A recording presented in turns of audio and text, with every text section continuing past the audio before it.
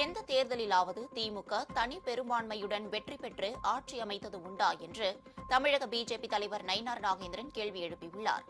தமிழகம் தலைநிமிர தமிழனின் பயணம் என்கிற தலைப்பில் சேலம் கிழக்கு மாவட்ட பிஜேபி சார்பில் ஆத்தூரில் நடந்த பொதுக்கூட்டத்தில் அவர் உரையாற்றினார்.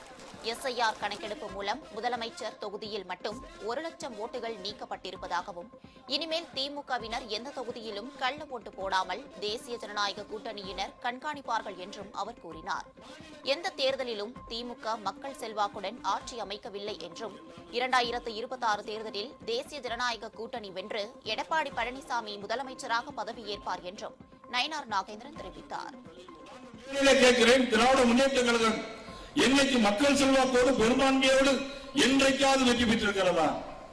1967 ஆண்டிலிருந்து நீங்கள் கணக்கெடுத்து பார்க்கலாம்.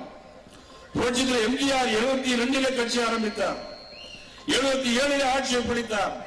அவர் உயிரோடு இருக்கிற வரைக்கும் திமுக கிட்டத்தட்ட சட்டமன்றத்தில் நுழையவே முடியவில்லை.